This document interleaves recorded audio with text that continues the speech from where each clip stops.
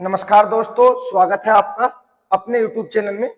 और हमारा पेपर होने वाला है जेल बंदी रक्षक। जेल बंदी रक्षक का जो पेपर हुआ था उसे हम पूरी डिटेल में पढ़ने वाले हैं। इससे पहले हम अपने 21 प्रैक्टिस सेट जो हमारे प्रीवियस पेपर के हैं कंप्लीट कर चुके हैं। ये हमारे प्रीवियस पेपर की एक सीरीज चलाई जा रही है जिसमें हम जितने भी पिछले सालों में आए हुए क्वेश्चन है हमारे एग्जामों में सबको हम अपना पूरी डिटेल के साथ सोल्व करते हुए चल रहे हैं, जिससे ये पता चलता है कि किस टॉपिक से कितने क्वेश्चन पूछे जाते हैं। यदि आप अभी तक इससे नहीं जुड़े तो आप इससे जुड़ो। दूसरी तरफ हमारे उत्तराखंड के प्रीवियस पेपर भी कंप्लीट कराए जा रहे हैं, आप प्लेलिस्ट में जाकर देख सकते हो। इस प्रैक्टिस सेट में अपने नंबर काउंट करना, कितने नंबर बनते हैं, ईमानदारी के साथ देखना कि क्या हिंदी सही चल रही है या कोई टॉपिक हमारा हिंदी में कमजोर चल रहा है। ठीक है, शुरू कर लेते हैं अपने पहले क्वेश्चन के साथ। जो हमारा पहला क्वेश्चन दिया गया है, पहला क्वेश्चन हमारा किससे? आचार्य हजारी प्रसाद द्विवेदी को उनकी किस पुस्तक पर साहित्य अकादमी पुरस्कार दिया गया था? तो बात कर लेते हैं पहले हम साहित्य अकादमी पुरस्कार की। साहित्य अकादमी पुरस्कार जिसकी स्थापना 1954 में की गई थी और यह सर्वप्रथम दिया गया था माखनलाल चतुर्वेदी को।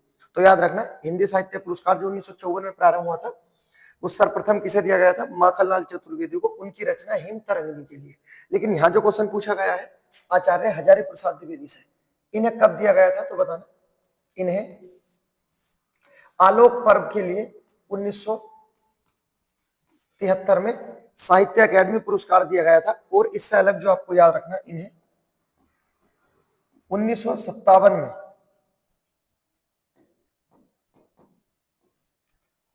पद्म भूषण पुरस्कार दिया जा चुका है। तो इन्हें दो पुरस्कारों से सम्मानित किया गया था, एक तो 1957 में पद्म भूषण पुरस्कार और साहित्य अकादमी पुरस्कार किसके लिए? आलोक पर्व के लिए। उसके बाद आचार्य हजारी प्रसाद द्विवेदी के बारे में जो आपको याद रखना है कि इनके बचपन का नाम क्या था? तो इनके बचपन का नाम था बैजनाथ। बचपन का नाम क्या था इनका? बैजनाथ। एक और पॉइंट आता है जो इनके बारे में याद रखना, कई बार रिपीट होता है हमारे एग्जामों में कि आचार्य हजारी प्रसाद द्विवेदी ने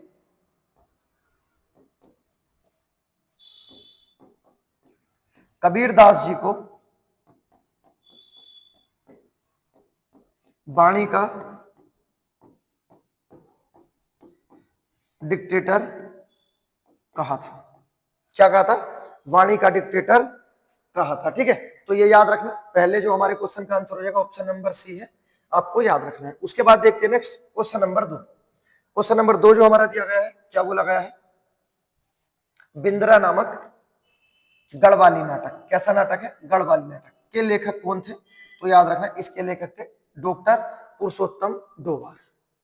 ठीक है, याद रखना। उसके बाद देखते हैं नेक्स्ट अगला क्वेश्चन जो हमारा दिया गया है, क्वेश्चन नंबर 3। क्वेश्चन नंबर 3 जो हमारा दिया गया है इसमें बोला गया है उपमेय में उपमान का निषेध रहित आरोप होने पर कौन सा अलंकार होगा? क्वेश्चन पूछा गया हमारा अलंकार से, और अलंकार से क्वेश्चन पूछा गया है। इसमें एक अलंकार की देखो परिभाषा पूछी गई है, किस अलंकार में आरोप लगाया जाता है या किस अलंकार में संभावना व्यक्त की जाती है।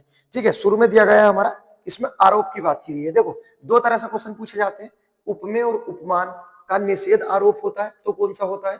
तो बताना, आंसर हो जाएगा हमारा ऑप्शन नंबर डी, रूपक अलंकार।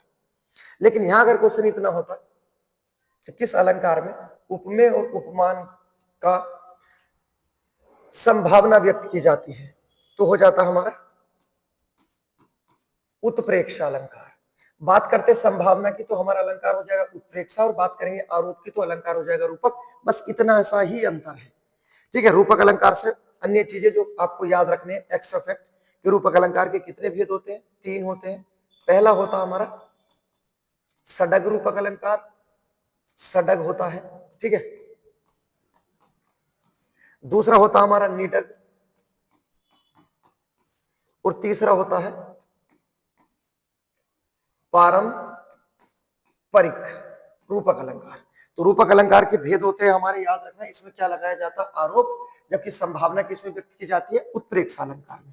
ठीक है, उसके बाद आपको याद रखना अलंकार के बारे में कि अलंकार के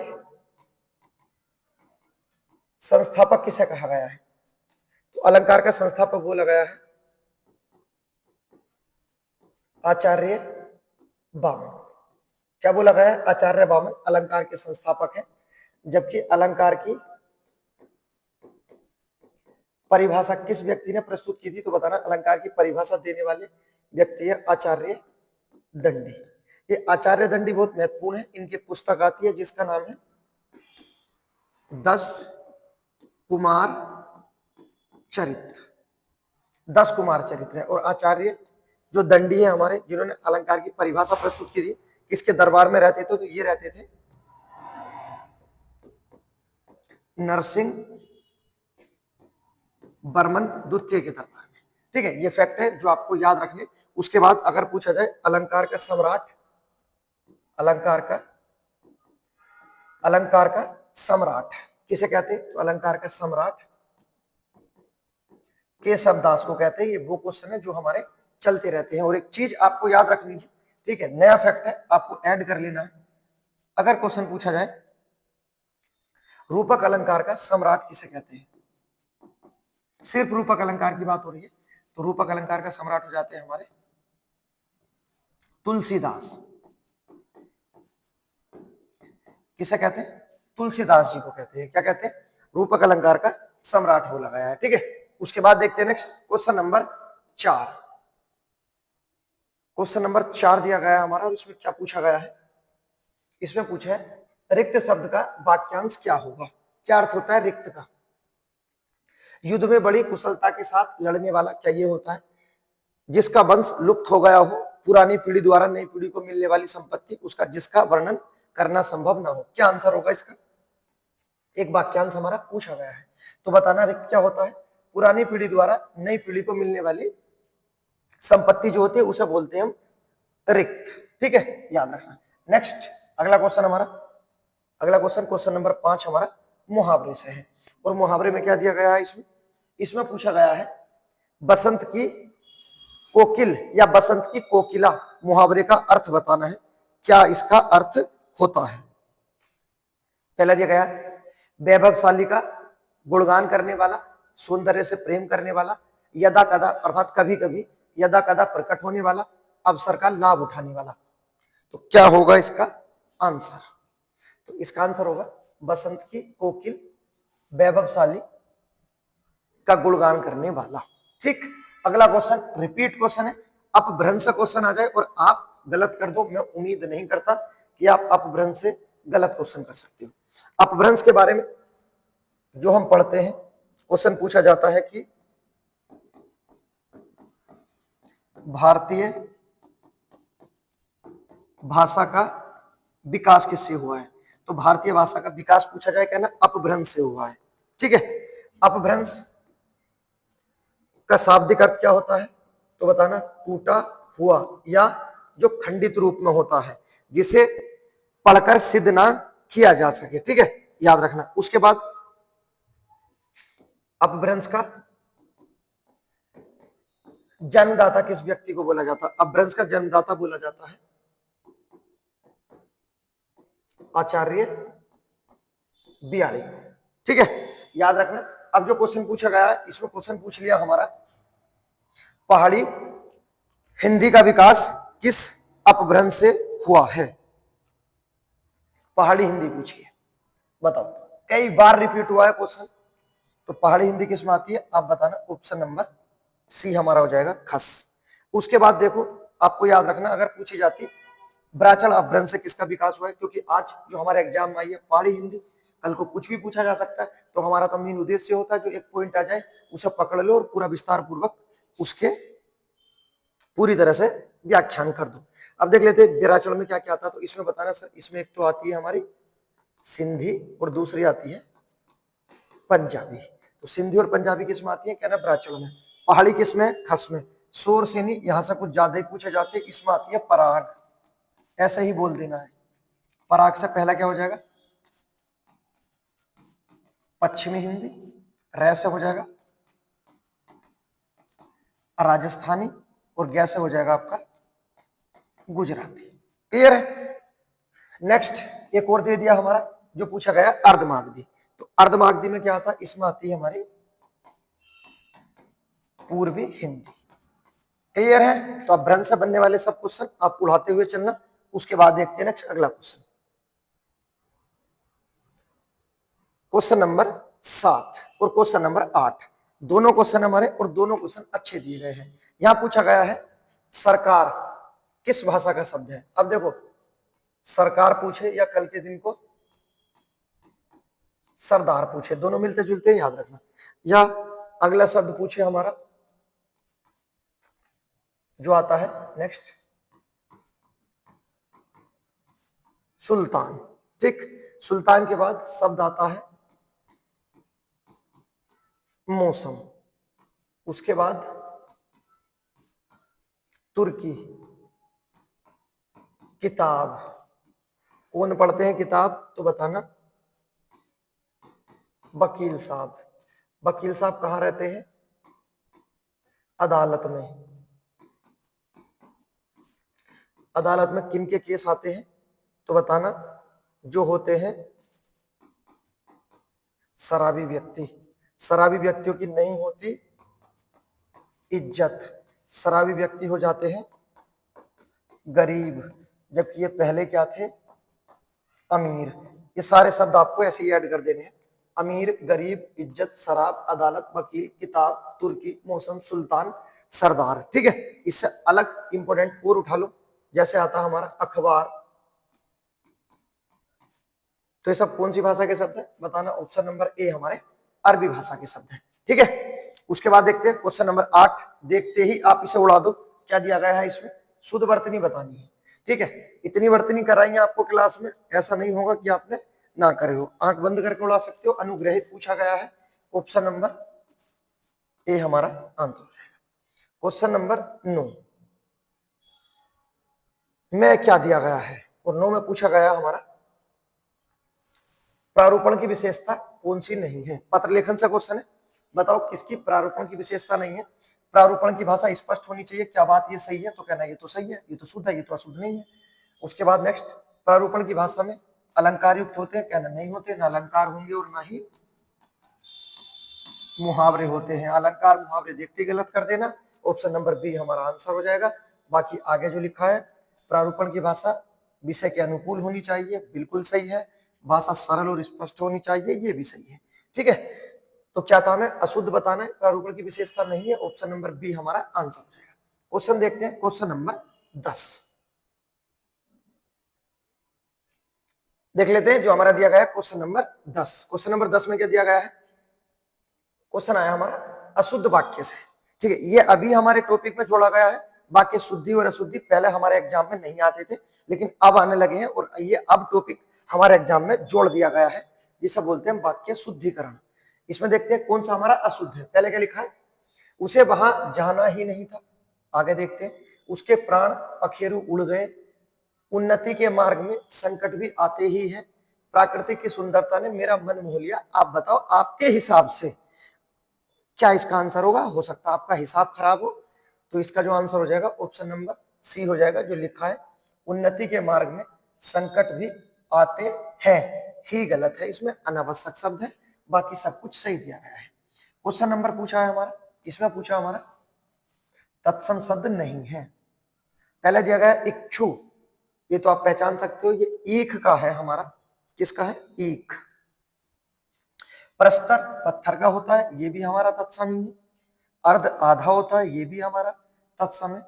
तो ऑप्शन नंबर हमारा आंसर क्या हो जाएगा, ये जो दिया गया है जोगी, ये हमारा क्या शब्द है, ये हमारा तद्भव शब्द है, जबकि इसका तत्सम क्या होगा, इसका तत्सम होगा Yogi ji.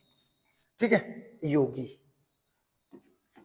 Question number 12 next, बहुब्रीहि समास का उदाहरण नहीं है। बहुब्रीहि समास से हमारा क्वेश्चन पूछ लिया गया है। ठीक है, समास से हमारे क्वेश्चन बनते रहते हैं, आपको याद रखना है।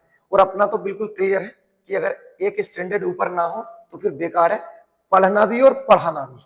एडवांस ना हो हिंदी, या जो भी टॉपिक होगा आपका एकदम अप लेवल का होना जरूरी है। ठीक है, बहुब्रीहि समास से पूछा गया है, आपको बताना है बहुब्रीहि समास के कितने भेद होते हैं।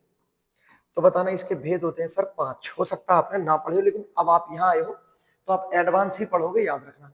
बहुब्रीहि समास में जो दो पद होते हैं, कोई सा पद प्रधान नहीं होता, इसमें हमेशा तीसरे पद को वरीयता दी जाती है। तो कितने भेद होते हैं, 5। पहला कौन सा होता है तो बताना, पहला होता है समानाधिकरण बहुब्रीहि समास। दूसरा होता है व्याधिकरण बहुब्रीहि समास। दो हो गए। उसके बाद होता है तीसरा तुल्य योग बहुब्रीहि समास। उसके बाद नेक्स्ट होता है व्यतिहार बहुब्रीहि समास। उसके बाद नेक्स्ट होता है प्रादि बहुब्रीहि समास। ठीक है, क्वेश्चन क्या था, कौन सा बहुब्रीहि समास नहीं है, तो आपको बताना है नील गगन, नीला है जो गगन, इसमें कौन सा हो जाएगा हमारा कर्मधारय समास हो जाएगा, क्योंकि है जो किसमें आता है, और दूसरा आता है आपका के समान। और तीसरी सब चीजें छोड़ दो, कहीं भी रंग आ जाए ना आंख बंद करके लगा देना कर्मधारय समास। लेकिन एक चीज याद रहे, उस रंग का उद्देश्य किसी भगवान की तरफ ना हो। ठीक है, जैसे पीतांबर हो जाएगा तो देखो इसमें देखा पीतांबर, ये हमारा बहुब्रीहि समास है। हालांकि अगर बहुब्रीहि समास नहीं होता तो ये हमारा कर्मधारय भी हो जाता है, क्योंकि इसमें पीले वस्त्र की बात की गई है। तो आपको याद रखना किसी भी अलंकार में, अलंकार याद आ रहा है, किसी भी समास में अगर रंग आ जाए, रंग जैसे यहाँ आ गया नीला, काला पानी, काली मिर्च, लाल मिर्च, हरी मिर्च, ठीक है, कोई भी रंग आ जाए आप आंख बंद करके कर्मधारय लगा देना, उसका वही आंसर होता है। ठीक है, याद रखना। तो ऑप्शन नंबर बी हमारा आंसर हो जाएगा नील गगन, नीला है जो गगन, अर्थात कर्मधारय समास। अगला क्वेश्चन दिया गया हमारा क्वेश्चन नंबर 13, और क्वेश्चन नंबर 13 में क्या दिया गया, इसमें पूछा गया हमारा वार्षिक उत्सव अर्थात वार्षिक धन उत्सव, वार्षिक उत्सव, वार्षिक धन उत्सव। ठीक है, अब इसमें बतानी है हमें संधि कौन सी है, तो इसमें कौन सी संधि हो जाएगी हमारी, यण संधि हो जाएगी। ऑप्शन नंबर डी हमारा आंसर हो जाएगा। क्वेश्चन नंबर 14 की तरफ बढ़ते हैं, क्योंकि ये क्वेश्चन अब हमारे लिए क्या है, बच्चों वाले लगने लगे होंगे, क्योंकि 100 से ज्यादा प्रैक्टिस सेट अपनी हिंदी में कंप्लीट हो चुके हैं। ठीक है, सारी हिंदी की सीमाएं तोड़ते हुए आ गए हैं यहां तक। आगे देखते हैं क्वेश्चन नंबर 14, इसमें से किस शब्द में प्रय उपसर्ग है। देखो प्रय उपसर्ग है, पहले तो आपको याद रखना है कि उपसर्ग से क्वेश्चन है। उपसर्ग के बारे में हमेशा कि ये क्या होते हैं, तो ये हमारे शब्द का अंश होते हैं। ठीक है, वाक्य का अंश नहीं बोला, समझना, वाक्य का अंश होते हैं आपके मुहावरे, शब्द का अंश। और हमेशा क्या होते हैं, ये हमारे अविकारी होते हैं, अर्थात इनमें कोई परिवर्तन विकार उत्पन्न नहीं किया जाता। उसके बाद उपसर्ग के बारे में याद रखना, कितने भेद होते हैं, तो बताना इनके भेद होते हैं सर 3 होते हैं। कितने होते हैं, 3 होते हैं। पहला होता हमारा संस्कृत के उपसर्ग, उसके बाद हिंदी के उपसर्ग, और उसके बाद उर्दू के उपसर्ग। ठीक है, इस तरह से ये हमारे उपसर्ग और प्रत्यय से हमारे क्वेश्चन पूछे जाते हैं। उसके बाद नेक्स्ट आपको जो याद रखना है, पूछा जाए हमारे संस्कृत में कितने उपसर्ग होते हैं, तो संस्कृत में कितने उपसर्ग होते हैं हमारे, तो बताना संस्कृत में होते हैं हमारे 22। कितने होते हैं, 22। पूछा जाए हिंदी में कितने होते हैं, तो हिंदी में होते हैं हमारे 13, और उर्दू में होते हैं हमारे 19। ये तो होते हैं हमारे उपसर्ग 3 भाषाओं में। अब ये जो हमारे क्वेश्चन में पूछा प्रय, ये पूछा जाए तो बताना सर ये भी, प्रय भी और प्रति भी। और जिस भी शब्द के अंत में हलंत लगा हुआ आ जाए, हलंत, जैसे देखो एक शब्द लिख देता हूं मैं यहाँ पे दूर, और लगा दिया दे पे हलंत, उसके बाद लिख दिया निर और लगा दिया रे पे हलंत, उसके बाद लिख दिया निस और लगा दिया से पे हलंत। तो ये हलंत वाले शब्द हमारे सब संस्कृत के होते हैं, याद रखने।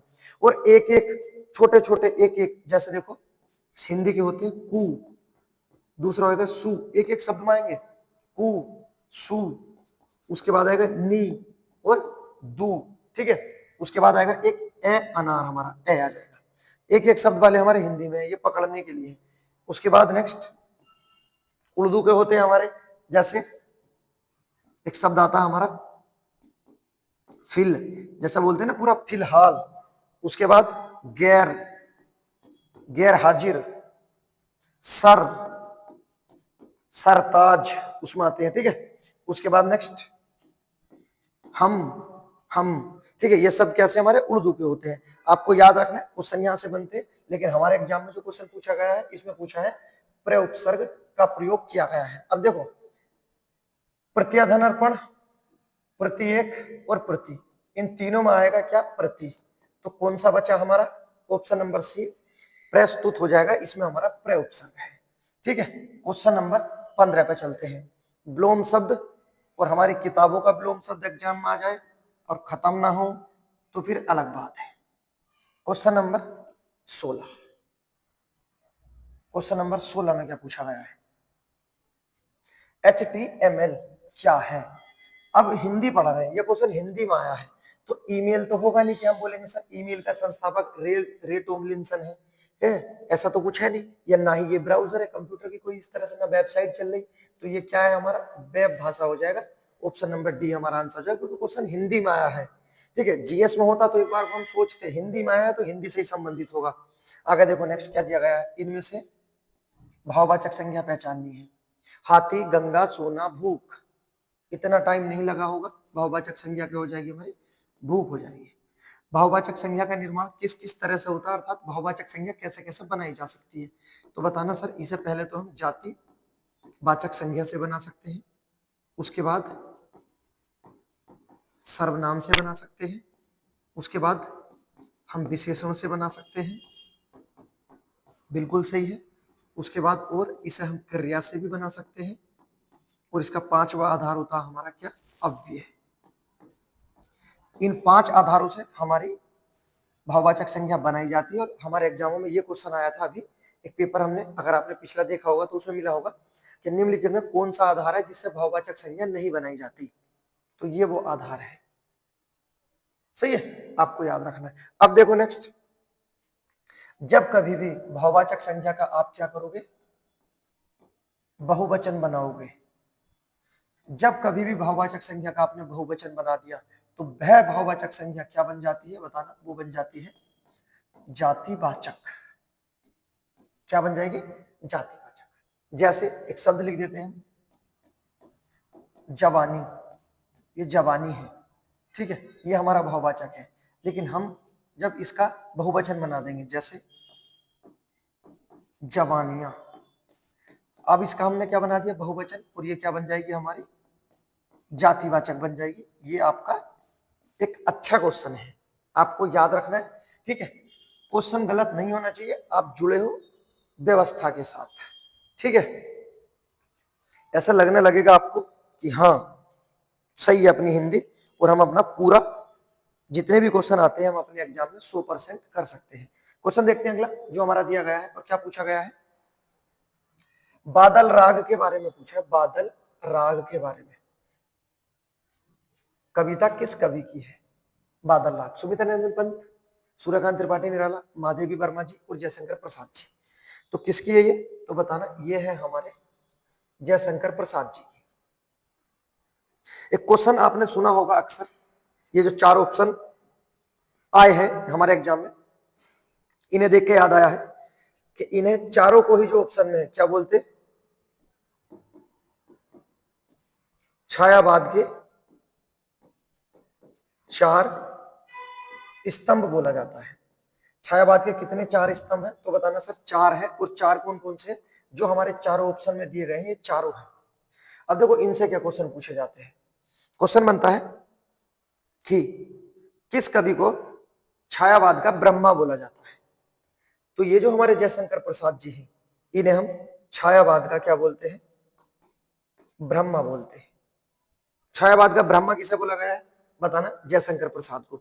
उसके बाद जब ब्रह्मा आ गए तो एक विष्णु भी आएंगे, तो छायावाद का विष्णु किसे बोला जाता है, तो बताना, विष्णु बोला जाता है सुमित्रानंदन पंत जी को।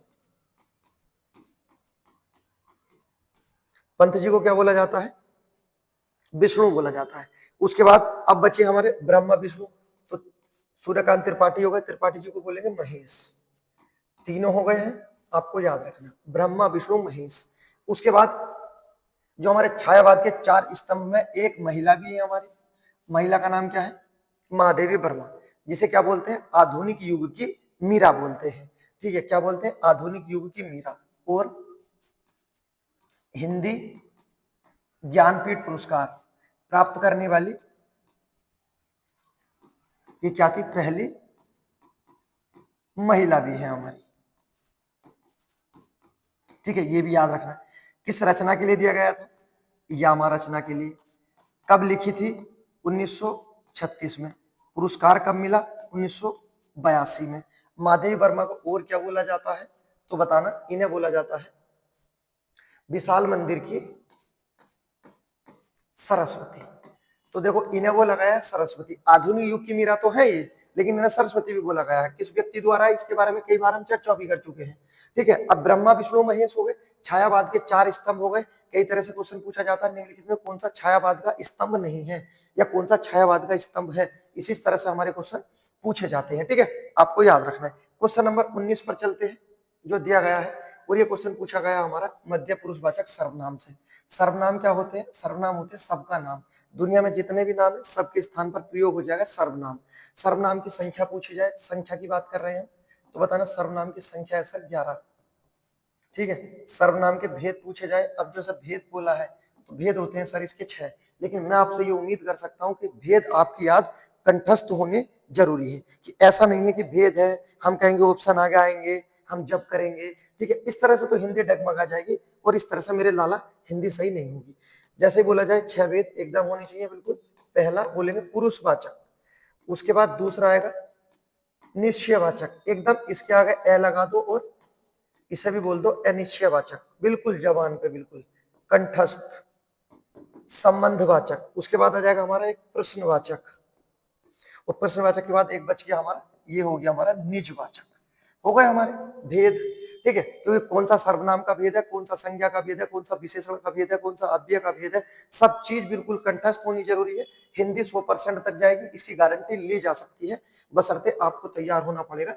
यह पूछा गया सर्वनाम के बारे में, क्वेश्चन क्या था हमारा? मध्य पुरुषवाचक। जब बात कर लेते पुरुषवाचक की तो इसके भेद होते हैं 3। कितने होते हैं? 3। पहला क्या होता है? उत्तम पुरुषवाचक, दूसरा होता है मध्य पुरुषवाचक, और तीसरा होता है अन्य पुरुषवाचक। जो हमारा उत्तम पुरुषवाचक होता है इसमें वक्ता अपनी बात करता है, जैसे मैं और हम, अर्थात वक्ता अपने बारे में बोलेगा, मैं खुद अपने बारे में बोलूंगा, जैसे मैं यह कार्य कर लूंगा या हम बैठकर पढ़ लेंगे। उसमें मध्य में होता श्रोता, अर्थात सुनने वाला। सुनने वाला कौन होता? जैसे हम बोले आप, तो आप तो सुन रहे हो, मैं बोल रहा हूँ आप सुन रहे हो। जैसे मैं वीडियो बना रहा हूँ तो मैं क्या हूं? अपने बारे में बता रहा हूँ, मैं वक्ता हूं। आप श्रोता हो तो मैं आपके बारे में बात कर रहा हूं तो आप हो गए। ठीक है, या मैं ऐसे ही बोल सकता हूं तुम, तो ये भी मध्य पुरुषवाचक में आ गया। ठीक है, या आप देखो इसका अगर थोड़ा सा सम्मान किसी व्यक्ति को नहीं देना, ऐसे ही बोल देना, तो मैं कह दूंगा तू बैठ के पढ़ ले, तो तू आ गया, मैं आपके बारे में बोल रहा हूं तो आप क्या हो? श्रोता। और ये तू ही हमारा पूछा गया, ऑप्शन नंबर ए आप उड़ा सकते हो। अन्य में क्या आएगा? अन्य में आते हैं न तो उस समय वो मौजूद होते, न तो वो वक्ता होते, न श्रोता होता, केवल उनकी बात होती है। जैसे होते हैं हम वह या वे। जैसे मैं बोलूं वह व्यक्ति शायद पढ़ रहा होगा, मैं वह क्या है तो बताना अन्य पुरुषवाचक आ जाएगा। ठीक है, वे भी हो जाएगा, वे पढ़ते हैं। इस तरह से आसान है, आपने पढ़ रखे होंगे, बस एक रिवीजन कराने का तात्पर्य है कि आपके क्वेश्चन गलत ना हो। अगला क्वेश्चन देखते हैं, क्वेश्चन नंबर 20 आपके दृष्टि पटल पर है, और क्या दिया गया है? उत्तराखंड के हमारे रचनाकार पूछे गए हैं। सही है, पहले दे दिए गए हैं हजारी प्रसाद द्विवेदी। कहना नहीं सर, द्विवेदी का संबंध तो उत्तर प्रदेश के बलिया से है। राहुल सांकृत्यायन उत्तर प्रदेश के आजमगढ़ से हैं। महादेवी वर्मा उत्तर प्रदेश के फरुखाबाद से हैं। तो बचे कौन हमारे? ऑप्शन नंबर डी, जीत सिंह नेगी हो जाएंगे। सही है, अब बात बतानी है आपको, मेरा कार्य कंप्लीट। आपको बताना है जीत सिंह नेगी का संबंध किस जिले से है, और इनका कब जन्म हुआ। ठीक है, ये आपको याद करना है। अगर देखो आपको वीडियो पसंद आई, कमेंट करें, लाइक करें, सब्सक्राइब करें। ठीक है, उसके बाद मिलते हैं एक और अपने पेपर के साथ, तब तक के लिए गुड बाय।